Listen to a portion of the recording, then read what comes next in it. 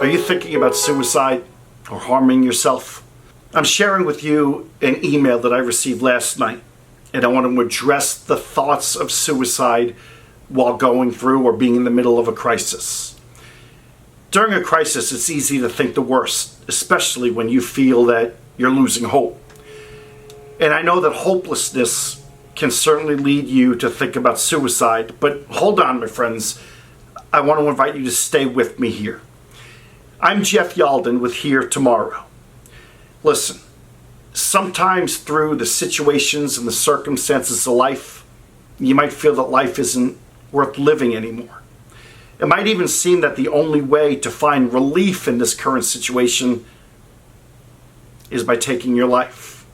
Thoughts of suicide creep in. You see, I don't think many people want to die. I don't think people want to die by suicide.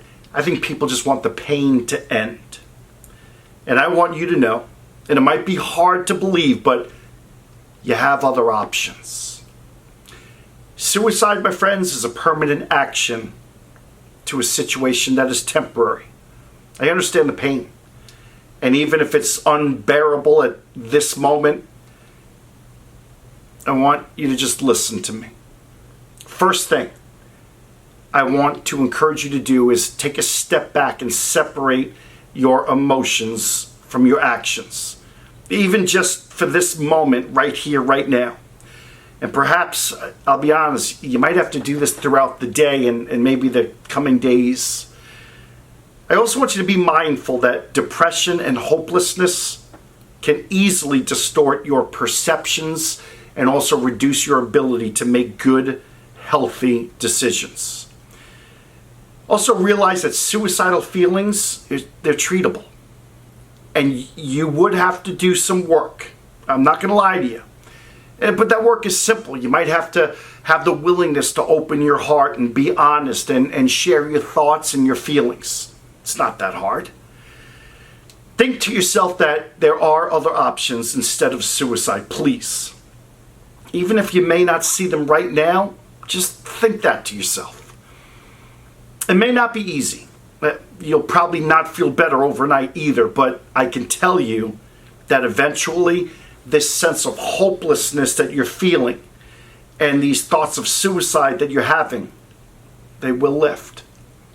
But it takes time and patience. My friends, ask for help. It's okay to ask for help. And so if you're considering hurting yourself or attempting suicide, I encourage you to get help right away. Here's some options that I have for you, and I hope you take them seriously. Call a local mental health professional. Call a suicide hotline number. In the United States, call the National Suicide Prevention Lifeline at 1-800-273-TALK. That's 1-800-273-8255. You can talk to someone there. If you're a veteran, use that same number and press 1 to reach the Veterans Crisis Line. You can also call 911 or your local emergency number, or even pick yourself up, go to the emergency room immediately. Seek help from your family doctor or another mental health care provider or any health care provider. Reach out to a close friend, a loved one. Contact a pastor, a minister, spiritual leader, or someone else in your faith community. I want to give you some coping strategies. Number 1, parents, anybody going through this, don't try and manage these suicidal thoughts or behaviors on your own. I know you're strong, but feelings of suicide and hopelessness, as I stated earlier, can lead you to unhealthy thoughts and an emotional reaction. You need professional help and support to overcome the problems that are linked to suicidal thinking. Don't be afraid to ask for help. And so this is your doctor or mental health provider. They can help you identify coping strategies that are tailored to your specific situation. Consider discussing these coping strategies with people who know you well, such as family members or trusted friends. But again, I'm encouraging you to open your heart and trust in these people. Be willing to share what you're thinking, how you're feeling, because nobody can help you if they don't know. Listen, again, you may be asked to do things or talk about things that you don't feel like doing, such as talking with a friend when you'd rather just stay in home in your bedroom all day on social media or gaming. It will get easier to do. It's going to get easier to do such things, as I'm saying, as they become habits. Again, it's okay. It's okay to not be okay. But it's not okay to not be okay and to not do anything about it. It's okay to ask for help. You don't have to live with this unbearable pain that's in your heart. So let's make a plan for life.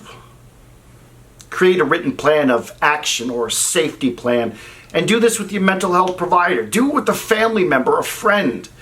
Do it with someone that you can refer to when you're considering suicide or the next time that you might be in a crisis. I want you to learn to spot these warning signs early so that once they show up, you can now put your plan in action. Your plan is a simple checklist of activities and actions that you promise to do, such as you stay safe when you have thoughts of suicide. It's really all it is. I want to give you some examples. Contact your doctor, therapist, or crisis center to help you cope with suicidal thoughts. Call a supportive family member or a friend who can help you cope with your suicidal thoughts. It could even be a teacher or a coach. Try specific healthy and enjoyable activities when these negative thoughts start to interfere. Review why your life is valuable and the reasons to live. I know your life is valuable and there's many reasons to live. A little gratitude changes the attitude. And so let's imagine that you start feeling better and this immediate crisis kind of gets a little bit easier. I don't know, maybe you're practicing self-care. You have good, healthy coping skills. My friends, it's still important to see your doctor or a mental health professional. It's still important to talk. By doing this, this will help you get the appropriate help and treatment for these suicidal thoughts so that you don't have to continually operate in crisis mode. So you got a plan in place. Take these steps for your success. Number one, stick with your treatment plan. Commit to taking your medication. If you're prescribed medication by a mental health professional, take it as prescribed and commit to attending all treatment sessions and appointments. Again, be honest in each session. This is really important. And keep a list of contact names and numbers. Keep it readily available. This is your doctors and therapists, crisis centers that you can call to help you cope with suicidal thoughts. Include friends or loved ones who agree to be available as part of your safety plan. Very important. Reach out to them. Also, remove potential means of killing yourself. This may include ridding yourself and your home of guns, razors, or other objects that you may consider using to hurt or harm yourself or even kill yourself. If possible, give you medications to someone who can safeguard them for you and that can help you to take them as prescribed. My friends, this takes courage.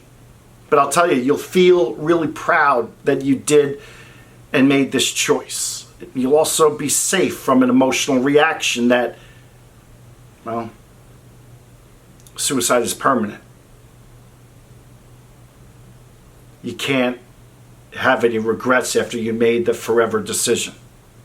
And as my work in mental health, I can tell you, people that have attempted suicide, after their attempt, they regretted what they did. And so I want you to schedule daily activities as part of your plan too. Activities that bring you or have brought you these small, pleasurable moments in the past. My friends, get back to them because they could be the difference. I don't know, what is it? Listening to music, watching a movie, visiting a friend, or try something different. Physical activity and exercise. It reduces depression symptoms, so consider walking or jogging, swimming. Go for a walk in nature plant something in the garden, or whatever is fun for you. And also remember that motion changes emotion. Get together with others. That's important. Establish your support network by reaching out to friends, family, and people who care about you and are there when you need them. Make an effort to be social, even if you don't feel like it. Being social prevents isolation. Isolation is toxic, and isolation is lonely. You also come to find out that you're not alone in some of your thoughts and feelings. So join a support group. Joining a support group can help you cope with suicidal thinking and help you recognize that there are many options in your life other than suicide. Another thing, avoid drugs and alcohol use. Rather than numbing painful feelings, alcohol and drugs can increase suicidal thoughts and the likelihood of harming yourself by making you more impulsive and more likely to act on self-destructive feelings. So self-medicating is not the answer. Avoid risky websites on the internet.